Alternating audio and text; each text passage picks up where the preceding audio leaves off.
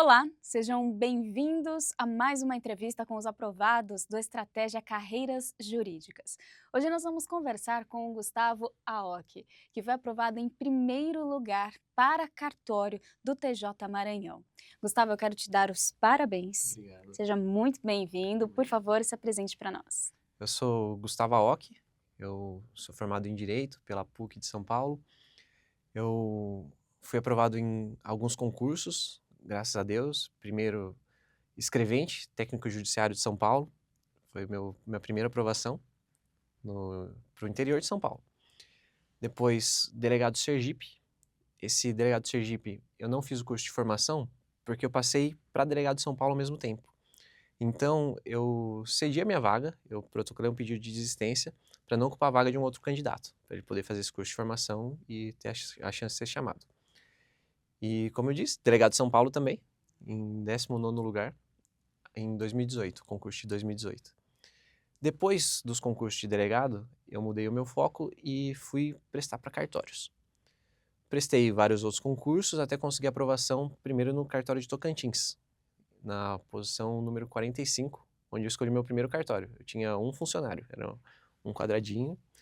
Depois, dentro do Tocantins mesmo, fiz a reescolha e fui para o segundo cartório, em Araguatins. E 3 meses depois, eu, com a bênção de Deus, fui aprovado em 5º lugar no Acre, no TJ Acre, e fui para o cartório no Acre, Sena Madureira. E, por fim, em primeiro lugar, também, com as bênçãos de Deus e só por conta dele, eu fui aprovado em primeiro lugar no Maranhão. Gustavo, e você tem uma grande trajetória, né? Então, não foi fácil, foi muita dedicação, muito estudo, muita fé. Quero entender o início de tudo, né? De onde surgiu o seu interesse pelo serviço público, como que você transitou, né, de delegado para cartórios, o início dessa sua trajetória, como que foi? Bom, o início vem da história da minha família. Meu pai, ele foi promotor de justiça e a, a atribuição do cargo dele, a gente conseguia ver lá em casa, que era um cargo que trazia muito respeito, a segurança financeira também, da certeza que todo mês eh, não vai faltar aquele salário na conta.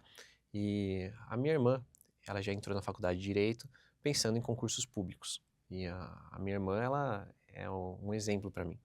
Então, eu vi ela saindo da faculdade, já estudando, e eu também, lá pelo 3º, 4º ano da faculdade, já comecei a pensar em concurso e comecei a estudar, mas não como um verdadeiro concurso, né? O concurseiro, quando ele começa, ele acha que está estudando de verdade, mas ele está só se enganando. Fala, estudei 4 horas, vai ver quanto estudou, não estudou nem uma hora líquida, fica só enrolando. Então, eu saí da faculdade e comecei a pensar em prestar para promotor de justiça, para juiz, para tentar me encontrar. E para conseguir bancar meus estudos, eu passei para escrevente. No mesmo momento em que eu comecei a trabalhar no cartório da minha irmã, porque ela também foi aprovada no concurso de cartório. Então, dentro do cartório, eu comecei a ter uma visão de como funcionavam os cartórios. Aí eu já comecei a pensar em cartório. Mas ainda assim, eu tinha aquela vontade de trabalhar com direito penal, que é uma matéria que eu gosto muito. Eu sou mestre em direito penal, doutorando em direito penal. E prestei para delegado, para promotor, para juiz, tentando a vertente criminal. E fui aprovado para delegado. Mas, como eu estava já inserido dentro dos cartórios, eu trabalhei por 9 anos no cartório da capital, eu preferi não assumir o concurso de delegado e continuar meus estudos focado para cartório. E o que que diferencia o estudo, por exemplo, de delegado para um estudo de cartório? Bom, o estudo de delegado ele é muito mais voltado para o penal, para o processo penal, para a legislação especial. O cartório ele vai mais para o outro lado, ele vai para o viés civil, para o viés registral. Então, o foco é completamente diferente nas matérias. A atribuição também, nem se falha, totalmente diferente um de outro. Entendi. Você leu a Constituição quantas vezes que Ah, você comentou? mais de 10, tranquilamente mais de 10. Acabava a Constituição e já voltava tudo de novo. Bom, e você falou, né, que o concurseiro quando começa a estudar, acha que está estudando, mas não tá. E é verdade, é muito difícil esse início. Então, você, com toda a sua experiência, compartilha pra gente a sua melhor rotina, a sua melhor estratégia. Você utilizava quais materiais do Estratégia, né? Vamos deixar claro, você é assinante vitalício, certo? Sim, Assinante da vitalício carreira jurídica. de carreiras jurídicas. Então, como que era essa sua rotina junto aos materiais do Estratégia, dando aí a dica de ouro, né, de quem passou aí em tantos concursos? Bom, eu passei em vários concursos, mas também quero deixar claro que nem tudo são flores. Tive bastante tombos. Eu prestei 50 concursos, então eu tive muito mais reprovações do que aprovações. E a dica de ouro é a revisão, é fazer a mescla, fazer a revisão. As questões, o PDF do Estratégia é muito bom porque ele traz questões durante o estudo que torna mais dinâmico. E o estudo da segunda fase, para mim, foi essencial usar o material de estratégia pelas peças e pela correção. Então, eu, como assinante vitalício, eu conseguia fazer a minha peça, enviava pelo portal de estratégia e depois de até 5 dias recebia tudo corrigido e via onde podiam estar minhas falhas. Esse foi um grande diferencial, porque a segunda fase é a fase que mais vale dentro do concurso de cartórios. Ela é a fase que tem o maior peso. Então, foi aí que eu consegui ver um grande diferencial dentro da minha assinatura, que eu poderia, de todos os concursos de cartório que estão vigentes, fazer essas segundas fases. Então, o concurso do Acre foi perto do concurso do Maranhão, que foi perto do concurso do Amazonas. Eu podia usar a plataforma para fazer o máximo de peças que eu podia. Entendi, utilizando a assinatura vitalícia. Gustavo, mas vamos detalhar então a primeira fase. Vamos falar das duas, que elas têm Uhum. essas diferenças que você destacou, mas olhando então para a primeira fase, que você tem que focar muito em questões, né? Exato. Como que era a sua rotina? Você lia primeiro os PDFs, fazia anotações, grifos? Como que era, né, também o seu ciclo de estudos? As pessoas têm muitas dúvidas. Eu faço o quê? 2 matérias por dia? Uma? Como que é? Bom, isso é muito particular de cada um, sabe? Tem gente que estuda por blocos. Primeiro todo constitucional, depois todo penal.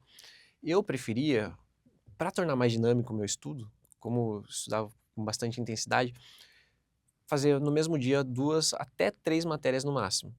E para engatar, eu começava o dia fazendo 10 questões. Todo dia eu começava a fazer 10 questões, aí o cérebro já engatava, depois eu ia para aquilo que eu menos gostava, que é a lei seca. Então, eu queria tirar logo da frente. E há 1 hora de Constituição, 1 hora de Código Penal, 1 hora do Código Civil, 1 hora da Lei 6.015. Cada dia, um bloco. E isso focando na primeira fase. E depois dessas 10 questões, depois de ler a lei seca, eu partia para a parte da doutrina, para a parte da explicação da matéria, não a letra fria da lei. E aí eu ia para as doutrinas, para os PDFs, e depois eu voltava para as questões, porque já no fim do dia, quando estava mais cansado, a questão é aquilo que mais te prende. Se você está lendo a lei seca, você acaba lendo e deixando passar muita coisa, se você não está com a atenção máxima. Então eu usava o período que eu estava com a maior energia para aquilo que era mais difícil para mim. Aquilo que eu tinha mais facilidade eu deixava para o final do dia, quando eu estava mais cansado. Então você estudava de manhã, à noite, trabalhava 8 horas no cartório e ainda cuidava do seu mestrado. Como isso era Exato. possível, né? Exato, tinha momento que dava até desespero. Como que eu vou aguentar? Tinha aula presencial na PUC toda segunda e quarta, das 6 da tarde às 11 da noite. Então era de estudos, lógico que não era perdido, porque as aulas lá são muito boas também. Mas de estudo para concurso eram 2 tardes e noites perdidas. Isso me dava um certo desespero. Então, ia para PUC ouvindo videoaula. Ia com o fone de ouvido, com o celular, sabe? Não tinha tempo perdido. Entre uma aula e outra, fazia questão. Não tinha, o que você faz no tempo livre? Porque eu não tenho tempo livre, meu tempo livre é dedicado ao estudo. E nessa rotina intensa que eu fui subindo degrau por degrau e sempre ciente de que não é da noite para o dia. Claro, cada reprovação é uma dor no peito, mas se a gente tem essa ciência de que cada reprovação a gente não está igual antes, a gente evoluiu, pelo menos aquelas questões que caíram naquela prova você não esquece mais. E as questões se repetem. Isso dava força para continuar. Uau, você sabia que você ia chegar lá, né? Ah, de um jeito ou de outro eu ia ter que chegar lá. Eu tava com sangue no olho mesmo para passar. Muito bom. E aí, essa é a primeira fase, né? Vamos para a segunda fase, como você disse, ela é mais difícil. Imagino que você tinha que escrever também as questões dissertativas. Como que era esse treino? Era um treino diário, semanal? Para não ficar com a matéria tão atrasada, eu fazia dia sim, dia não, a peça, a dissertação, quando estava prestes a fazer uma segunda fase. Quando não tinha segundas fases, eu fazia uma vez por semana para não perder a prática. Então, acabei de saber, de ter a notícia que foi aprovado na primeira fase. Já começava estudo para a segunda fase. Dia sim, dia não, fazia uma peça. Entendi. Então você estava sempre, né, fazendo esse contato e esse treino para chegar lá na hora e conseguir até administrar bem o seu tempo de prova, né? Exato. Como que é a sua reta final, Gustavo? Aquela última semana que antecede o dia da prova, você adquire alguma estratégia além do que você já faz no seu dia a dia? A reta final, para a primeira fase, só lei seca e questão. Mais nada. Não paro para pregar doutrina. Sabe? Além de ser super importante, a gente sabe que na primeira fase vem muito mais lei seca. Questão para pegar o ritmo de prova, para pegar o traquejo da banca. Então, faltando um mês para a prova, só faço questão da banca, que é a prova que eu vou fazer. Para entender o jogo. Por exemplo, a FGV é completamente diferente da CESP. Então, essa é a minha reta final. Só lei seca e questão e mais nada. Deixo o resto tudo de fora. Reta final para a segunda fase. Faltando umas 2 semanas, é peça e dissertação todos os dias. Reta final para a prova oral. É treino, porque às vezes você sabe um conceito, mas não consegue verbalizar o conceito. Então, treinar com o espelho dá certo. Treinar com outros colegas dá certo. Essa é a minha reta final. Muito bom. E você teve 40 reprovações, é isso? Em cerca de 40 reprovações. Depois de quanto tempo estudando que você começou a ver as suas aprovações? Olha, depois de quanto tempo estudando, eu tive uma aprovação rápida, que foi para escrevente técnico judiciário, foi cerca de 6 meses depois. Sim, Mas aí não estávamos falando das carreiras jurídicas. sim. Nas carreiras jurídicas, eu lembro que a primeira prova que eu prestei, eu fiquei 40 pontos do corte. Eu falei, meu, é impossível alguém saber tanto. Como que alguém pode saber? Olha, é muito difícil. Aí eu pensei, o corte é com base nos outros candidatos, então tem candidato que sabe tanto. Que sabe muito. E aí eu passei 1 ano, 2 anos, tomando reprovação atrás de reprovação. E parece que uma chave virou, que de repente eu comecei a ficar perto dos cortes. Eu não consegui ter essa noção, essa consciência de o que foi que mudou. O que foi que mudou foi a bagagem acumulada. Foi ver o edital 2, 3 vezes, foi aprender a fazer a revisão de verdade, sabe? Foi aprender a não perder tempo com coisas que não são cobradas no concurso, apesar de serem interessantíssimas. Que às vezes eu fazia uma questão, eu falava, nossa, que interessante isso. E ia estudar aquilo que não tinha a ver com o concurso, sabe? Aprender a direcionar o meu foco. Aí sim eu comecei a ficar 1 ponto do corte, 2 pontos do corte, ir para uma segunda fase. Aí, quando você começa a ir para a segunda fase, o ânimo, a autoestima sobe. E você tem que aproveitar esse embalo para dar o seu máximo. Para continuar e conseguir marcar ali, né? Quando foi a sua primeira aprovação para cartório? Para cartório foi 2023. Que foi Tocantins? Tocantins, sim. Eu entrei lá em janeiro de 2024, mas a aprovação saiu em 2023. E isso foi um período de muita felicidade, porque eu trabalhava no cartório que era da minha irmã. A minha irmã, ela saiu e foi para concurso. Quando entrou um novo oficial, ele não me recepcionou. Então, eu fiquei desempregado. Peguei meu OAB de novo, falei, vou dar meus pulos aqui. E 3 meses depois disso acontecer, eu tive a notícia que foi aprovado no Tocantins. Então, eu falei, ufa, já vou conseguir agora Foi empregado de novo. Exato. Eu passei a ser estatística de desemprego do Brasil para ser esperança do Brasil de novo. E você chegou a tomar posse no Tocantins? Você exerceu? Sim, eu fiquei exatamente 1 ano lá. Eu entrei em janeiro e saí em janeiro de lá. Depois você foi para o Acre. Sim, depois fui pro Acre, no interior do Acre, uma cidade bem perto de Rio Branco, chama Sena Madureira. E lá você está há quanto tempo? Hoje estou há 3 meses lá. Estou recém-chegado. 3 meses e já vai ter que deixar para assumir no Maranhão. Isso. Vamos ver o que o futuro nos reserva, se vai ser daqui a pouco, em curto prazo, médio prazo, mas a intenção é sim ir para o Maranhão. Entendi. Então, mesmo com as suas aprovações, você continuou estudando, né, Gustavo? Sim, até chegar no objetivo final. Até chegar no seu objetivo final. E agora com o TJ Maranhão, é de fato o objetivo final? Olha, a gente não pode pontuar um objetivo final na nossa vida que a gente nunca sabe o dia da manhã. Mas eu não fecho nenhuma porta, mas no momento eu estou muito feliz com a minha aprovação, sabe? Hoje em dia, eu já deixei os estudos de lado, comecei a refazer o vínculo social, comecei a ter hobbies que eu tinha deixado de lado por conta dos estudos.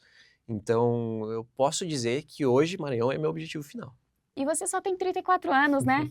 Tem muito chão, se você quiser voltar a estudar daqui a alguns anos também, e tem muito tempo para aproveitar também, né? Agora, sua vida adulta com o cargo dos seus sonhos. Mas vamos continuar falando aqui sobre estratégias de prova, né? Aquela hora do vamos ver, tá ali na prova. Você tem alguma estratégia para compartilhar conosco, algo que você tenha desenvolvido com o tempo, que é algo só seu e que funciona para você? Sim, eu desenvolvi sim. Eu desenvolvi um jeito de fazer a questão com toda a minha força. Porque muitas questões a gente erra e a gente só conseguiria acertar. Depois que a gente sai da prova, a gente fala, não acredito que eu errei isso. Então, quando eu vejo uma questão e eu não estou muito certo dela, eu penso mentalmente, falo, vamos imaginar que eu estou a um ponto do corte. E essa é a última questão da prova. Se eu acertar, eu vou para a segunda fase. Se eu errar, eu tô fora. Então eu faço aquela questão como se fosse a questão da minha vida. E é a questão número 42 da prova, ainda tenho mais um monte.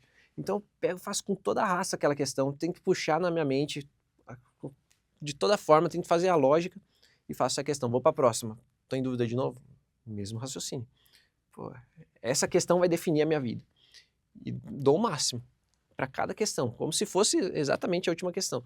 E dessa forma, você para de errar por besteira. Vai errar por besteira uma outra? Vai, mas a chance disso acontecer diminui muito. Essa foi a estratégia que eu desenvolvi. E para controlar o tempo também, principalmente ali na segunda fase, que você tem que escrever a peça. Como que você começa fazendo uma leitura por cima do texto e vai resolver a questão, depois volta? Como que você dá conta? Primeiro, eu dou uma lida na prova inteira. Assim, o meu cérebro ele já vai puxando com o tempo. Tem coisa que na primeira lida, seu cérebro não puxa. Sabe? Você sabe, você estudou aquilo, mas não consegue se lembrar. Então, eu leio a prova inteira, depois eu vou para aquela questão, dissertação, para aquilo que eu tenho mais familiaridade. Fui naquela que eu tenho mais familiaridade, faço o esqueleto primeiro. Já não saio escrevendo. Um esqueleto básico, porque não dá tempo, o tempo é curto mesmo. E aí, vou escrevendo. No que eu estou fazendo essa questão, se me vem alguma coisa das outras questões que eu já li, eu paro e vou para aquele esqueleto. Quando eu vou para aquela outra questão, ela já tem um esqueleto pré-montado. Eu só melhoro aquele esqueleto. E assim vou incrementando e fazendo a prova a chegar ao maior número de coincidências com o espelho possível. E você fazia esse mesmo método em casa quando você treinava? Sim, em casa, às vezes a gente dá uma relaxada. Aham. Mas aí a mentalidade de quem quer ser aprovado com uma boa colocação tem que ser jogo, jogo, jogo, jogo, treino, treino não é treino, treino é jogo também. Simular, né? Exato, simular como se fosse no dia da prova. Então, quando eu via que estava mais relaxado, eu me dava um chacoalhão mental. Eu falava, não, volta, faça como se estivesse lá, fazendo no dia. Porque no dia você vai reproduzir tudo que você fez em casa. Não vai ser porque está no dia da prova que você vai fazer diferente do que fez em casa. Então, eu tentava, sim, reproduzir o dia da prova em casa, como se fosse... Tem gente que compra até carteira de escola para reproduzir. Eu não Para cheguei nesse sentar, né, tempo, exato. e sentir. Exato. É verdade, eu já ouvi essas histórias, assim. Simulam até, assim, às vezes, o clima, né? Vai fazer prova num estado que tem um clima muito diferente do seu. A pessoa, ela se coloca até mesmo naquele ambiente. Isso é muito importante. Gustavo, e como que você lidava com a parte emocional, né? A gente tá falando da técnica, que é muito importante, né? Você comentou que até colocava anotações no banheiro. Tudo isso é técnica, né? A gente vai falar disso também, mas como que é o emocional durante todo esse processo, né? O nervosismo, a ansiedade, a autocobrança. Exato, eu acho que o emocional é 50%. 50% estudo, 50% emocional. Que sem emocional o estudo ele não vai para frente. Você vai ler e na sua memória ela não vai estar firme. Você não vai ter o gás para chegar até o final do dia com o mesmo rendimento. Então eu sempre busquei fazer terapia. Sabe? Isso é uma coisa que eu não abro mão. E eu fazia terapia, e ainda faço, pensando mesmo que isso vai ser benéfico para o concurso público. Minha mãe é psicóloga, minha irmã é psicóloga, isso ajudou muito, que eu entendi o valor, que não é só conversar. Tem gente que fala, conversar, conversa com um amigo. Mas a técnica da terapia ajuda muito a você conseguir ver o que está acontecendo. Simulados ajudam muito também, porque eu costumo falar que concurso público é uma das profissões que você não consegue ver a evolução, salvo se fizer provas simuladas. O dentista vê o dente entrando no lugar, o pedreiro, ele vê o muro construindo, o médico vê o paciente curando. E o concurseiro, que é uma profissão, se não tratar como profissão, você não chega lá. Como que vai ver se está evoluindo ou não? Fazendo provas e simulados. Então, mês em mês, eu fazia um simulado, como se fosse dia da prova, e aí eu conseguia ver a minha evolução. Isso me dava uma autoestima, isso me dava um gás para continuar e cuidado emocional. Então, o simulado não é só para você reproduzir o dia da prova, é para cuidar do seu emocional também, para ver que você está melhorando. O simulado que você fez em janeiro não vai estar nem perto do que você fez em dezembro. O de dezembro vai estar muito melhor e isso dá o gás para continuar. Isso ajuda no emocional, porque carreiras jurídicas não é do dia para a noite. A gente sabe que levam anos.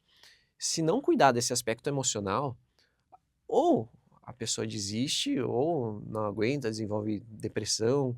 ah, Não fugir da depressão, também tive depressão, tive acompanhamento psiquiátrico. Por conta do concurseiro ter muita solidão, é um estudo você com você mesmo, mas com acompanhamento eu consegui logo deixar os remédios de lado, isso não tenho nada com quem usa com a frequência, eu, graças a Deus, consegui deixar de lado, mas eu sempre pautei para cuidar do emocional. Então, no domingo, eu deixava pelo menos à tarde para cuidar do meu aspecto pessoal, para não me afundar. E eu não pensava que era o dia do relaxamento, o dia. Eu pensava também voltado para os concursos. Eu falava, eu preciso aumentar os meus hormônios da felicidade, eu preciso cuidar da minha saúde emocional, por quê? Para na segunda eu estar com o gás todo de novo. Que se eu fizer 7 dias, 7 dias, 7 dias, a gente esgota, não dá. Não dá. E o que que você costumava fazer? Encontros com a família, hobbies? O que que você fazia? Encontros com a família, eu gosto muito de jogar futebol, eu lutei jiu-jitsu, sabe? Esse é o tempinho que eu usava para esporte, sabe? Com a minha esposa, assistir filmes, sabe? Então, sempre reservava um tempo para aquilo que me faz bem. Vamos falar um pouquinho da sua esposa, só um adendo aqui, porque ela também é concurseira, né? Ela é, Então eu imagino que um ajudava o outro de forma mútua, né? sem dúvidas. Isso, sem ela, seria impossível. Agregava muito ali na caminhada, imagino eu. Sem dúvidas. Estudando junto, ela estando nesse mundo, ela tinha um entendimento do que eram as renúncias. Sabe? Isso, eu vejo muita gente que estuda e o parceiro não estuda. Não entendo. Não entende, exato. Então, eu a entendia e ela me entendia. Mesmo na segunda fase, eu fazia minha peça, ela fazia dela, um corrigia do outro. Eu via uma coisa, ela falava que interessante, aderir. Falava, vou começar a usar isso. E ela vice-versa, e assim a gente começava a crescer junto. Então, ter uma parceira no mesmo mundo fez toda a diferença na minha vida. Gustavo, e um material de qualidade também é muito importante, né? Sem Como dúvida. você disse, lá no começo você perdia tempo vendo o que não caía, estudando, né? O que não era necessariamente importante para a prova. Mas, olhando para a assinatura vitalícia do Estratégia, né? Quais as ferramentas que você pode destacar, que você mais gostou e que você viu efetividade, né? Aquela coisa direto ao ponto daquilo que eu preciso. Primeiro que eu não precisava ficar distrito só à área de cartório. Então, eu ia lá para a área do promotor de justiça e juiz e tinha aula com a Nelma. Sensacional essa professora de constitucional. Então, a assinatura vitalícia ela me proporcionava isso. Depois, na segunda fase, as peças são muito bem feitas. Eu não sei qual professor faz, mas eu quero parabenizar. Eles fazem com muito cuidado. É uma peça personalizada. A correção também muito boa, correção de qualidade. E também para a prova oral, eu descobri no final que é possível você marcar e fazer banca simulada com professores. Então, isso eu achei sensacional, porque tem cursos que cobram horrores, isso está incluso na minha assinatura. Eu falei, não, eu não acredito. Eu mandava e-mail e falava, eu quero marcar. Quantos que eu posso marcar? Eles, você pode marcar por quantos concursos você tiver na prova oral. Não tem limite? Não tem limite. Eu quero marcar todos. Então, você chegou a fazer o curso de prova oral? Eu fiz um só, porque quando eu descobri, eu já estava no fim da minha trajetória. E aí eu acho que foi Rafael Espíndola, o professor. Eu não sei se soletra assim, se fala assim o sobrenome. Aí ele marcou a banca simulada comigo. Eu fiz essa banca e no dia seguinte eu fiquei sabendo que tinha passado. Uau. Então eu fiquei chateado de não usar essa ferramenta por mais tempo, mas eu achei incrível e falei, pô, eu só não aviso o mundo inteiro porque são meus concorrentes, mas agora eu tô avisando, ó, tem essa ferramenta. Muito bom, muito bom. Então você viu que valeu, né? Que Com certeza. te deu esse conhecimento necessário para a prova oral. Algumas pessoas dizem que é a fase mais difícil. Porque tem que ser de bate-pronto. Tem aquela tensão do momento, a oratória. Você lá escrevendo, você tem um tempo para pensar. Agora, respondendo numa prova oral, Se não treina, você não vai conseguir verbalizar por mais que tenha o conteúdo. E você comentou que na prova do Tocantins você deu uma resposta ali na prova oral que o examinador até ficou, uau! No Tocantins aconteceu um milagre. Eu precisava desse cargo, né? Como eu já adiantei aqui, eu não estava empregado Tinha sido demitido. e eu dou aula na pós-graduação da PUC.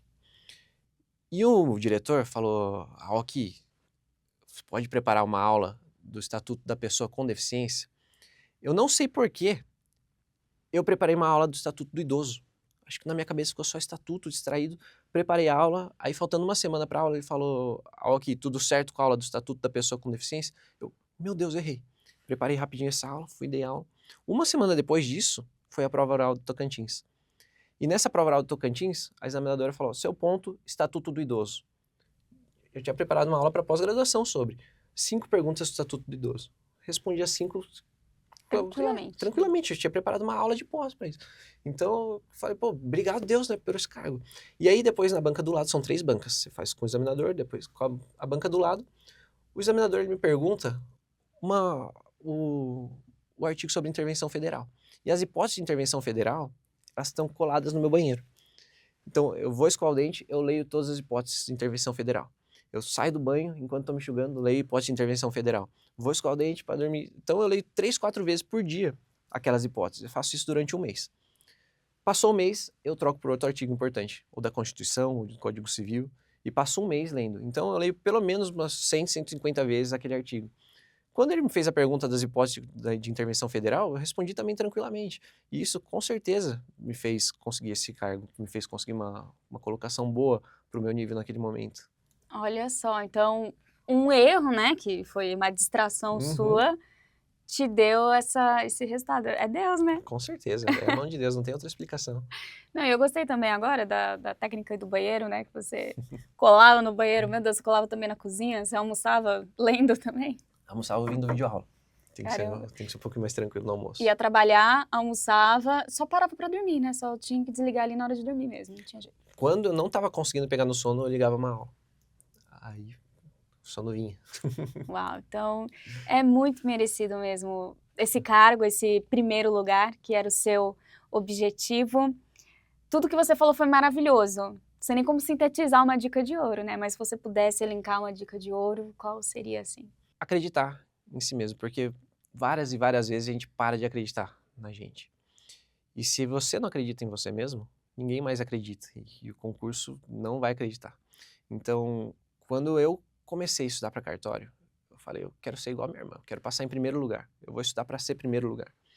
E aí acreditei, eu estudei falando, bom, alguém que não vai passar em primeiro lugar vai fazer isso em vez de estudar?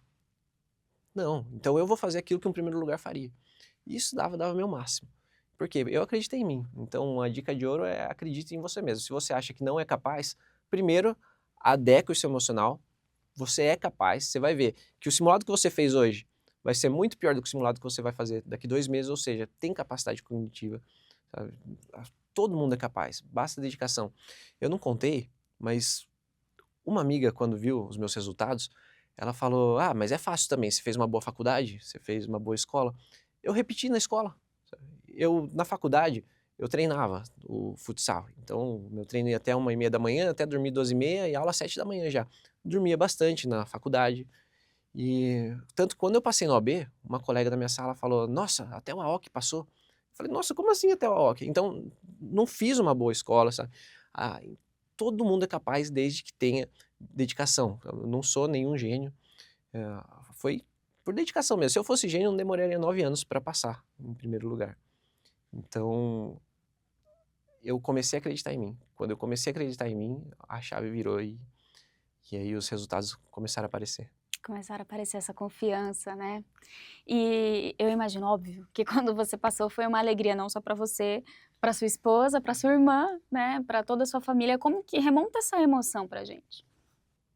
Bom, é um pouco contraditório isso. Eu estava em Botucatu, que é a cidade natal dos meus pais, onde eles moram, e estava saindo o resultado dos recursos. Quando a gente está nesse meio, a gente sabe o título dos candidatos que podem te ultrapassar ou não, então para mim era a fase final. Se o recurso do candidato que estava em segundo lugar ou em terceiro fosse provido, talvez não ficasse em primeiro lugar. Então, eu cheguei em casa, meu pai falou, Gustavo, eu preparei um lanche da tarde. Eu falei, pai, agora não dá para eu tomar o lanche da tarde, porque eu tô assistindo os recursos aqui, eu quero ver se vai ter recurso provido. Aí ele, tudo bem, entendeu? Aí, tiveram os recursos dos candidatos que poderiam ocasionalmente me ultrapassar não foram providos, eu fiquei em primeiro lugar. Saí feliz da vida, pai, fiquei em primeiro lugar, dele, nossa, que alegria. Isso aí eu tinha a viagem programada já para ir para o Tocantins para voltar para o meu cartório. Então eu teria que vir para São Paulo para pegar o voo. E isso foi lá pelas 5:30 da tarde. Contei pro meu pai, estava em primeiro lugar, comemorou um monte comigo, aquela alegria. Meu pai me deixou pegar o ônibus, peguei o ônibus, vim para São Paulo. Quando foi lá para meia-noite, minha irmã me liga, fala, Gu, papai morreu. Então, no dia que eu descobri que eu passei em primeiro lugar, foi a data do falecimento do meu pai. Então, até hoje, quando você pensa, todo mundo fala, nossa, e a alegria de quando você descobriu? Sabe, é muito contraditório, porque eu tive 3 horas de muita alegria. Eu fui nessa viagem assim, e depois essa alegria ela foi totalmente ofuscada por essa ocasião. Meu pai foi uma pessoa muito presente na minha vida. Tanto que eu, às vezes, falo ele no presente, não no passado ainda. E aí chegou na missa de sétimo dia, foi quando eu consegui sentir a alegria genuína, porque nessa missa de sétimo dia, muita gente vinha me dar parabéns. Falava, você passou em primeiro lugar no concurso Maranhão, parabéns, meu tio, amigos do meu pai. E aí eu falei, mas como vocês sabem? Eles falaram, seu pai me ligou contando. Então, as 3, 4 últimas horas de vida do meu pai, ele passou orgulhoso de mim, sabe? Então, aí sim, teve um significado, sabe? Uma missão de vida de um filho na Terra é dar orgulho pro pai. E eu consegui dar esse orgulho pro meu pai. As últimas horas dele foi comemorando a minha vitória. Claro que eu queria que ele estivesse lá na minha posse. Pô, é o que eu mais queria. O meu pai foi um incentivador para eu fazer direito, para eu prestar concurso.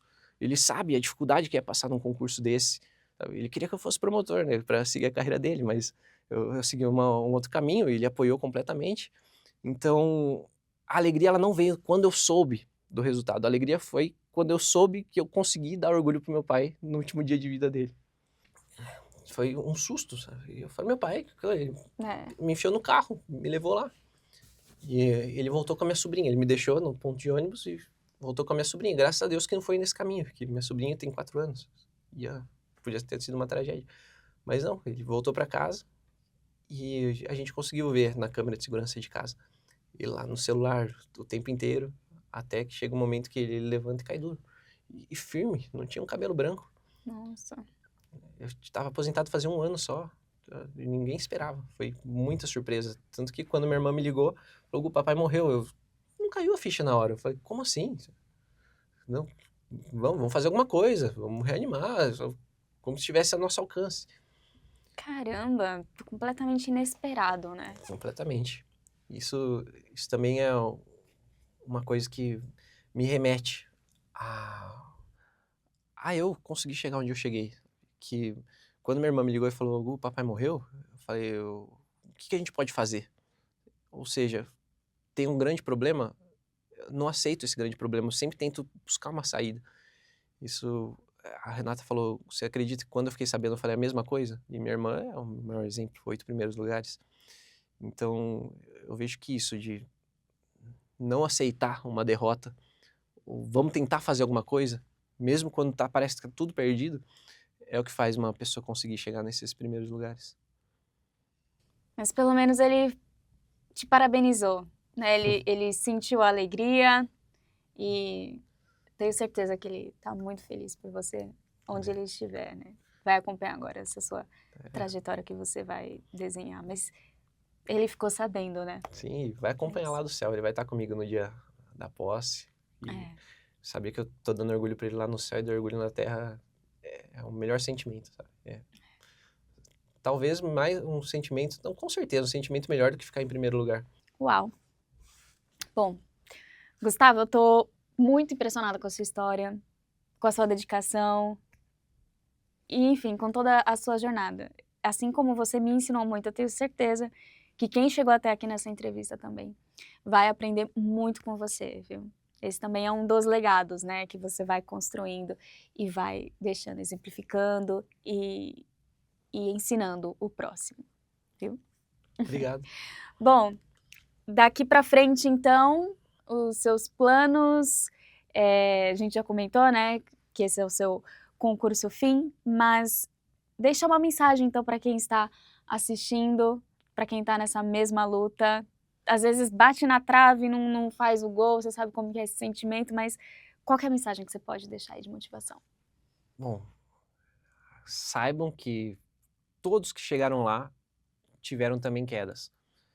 Se apegue a Deus, porque sem Deus, sem essa base, eu não teria aguentado. Ele, olhando de cima, estando do lado, ele dá força para continuar. Então, é Deus, foco, perseverança, que é possível. Eu já um dia cheguei a achar que era impossível, mas hoje eu consigo ver com os meus próprios olhos, com o meu nome lá no Diário Oficial. Então, é possível. E por fim, você indica o Estratégia Carreiras Jurídicas? Sem dúvida. Eu usei, então não tem como não indicar. Muito bom. Obrigada, Gustavo. Obrigado. Parabéns. Obrigado. E para você que nos acompanha até aqui, muito obrigada pela companhia e audiência. Para ver outras histórias, é só navegar aqui no nosso canal. Até mais. Tchau, tchau.